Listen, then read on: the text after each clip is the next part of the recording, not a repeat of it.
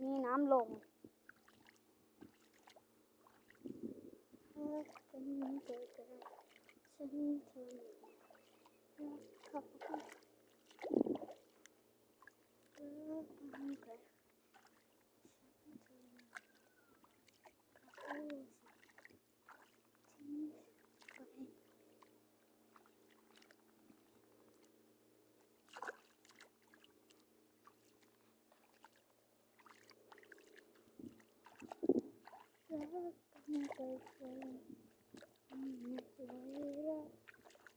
อย่าทิ้งฉันไป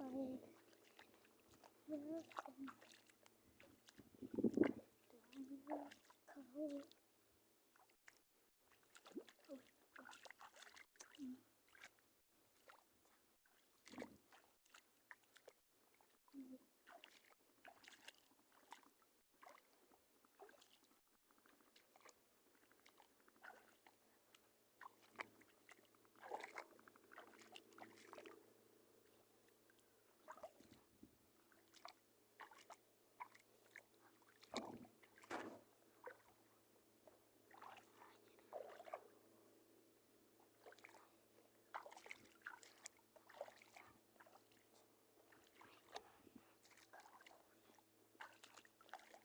นี่นะครับสัตว์ในท้องทะเลมันน่ากลัวครับมันเดินไม่ได้เลยโอ้ยเจ็บโอ้ยเจ็บนี่นะครับก็จะถึงแอบมาครับสัตว์ทั้งท้องทะเลนะครับถ้าน้ำลึกนะครับซึ่งสัตว์มันจะมาเยอะอยู่ครับ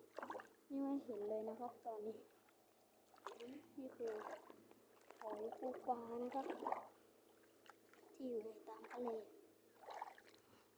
กันเกิดขึ้นฉันคนรักเขา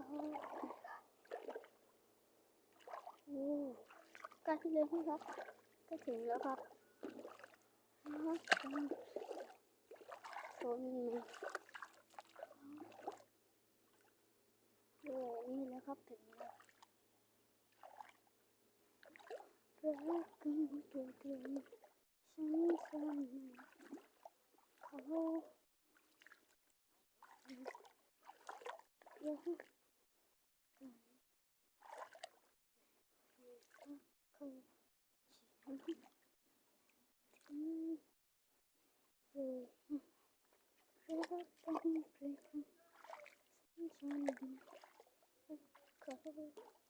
นี่ทะเลจริงนะครับไม่ใช่ทะเลปลอมเดี๋ยวเราก็จะกลับแล้วครับนี่เหนื่อยแล้วนะครับเนี่ยเห็นไหมครับนี่อยู่บนนี้นะครับหนักมากเลยนะครับลำบากลำเย็นโอเคเห็นนี้แหละเดี๋ยวจะกลับแล้วจะล้มแล้วนี่เราตรงนี้น้ำมันไม่ลึก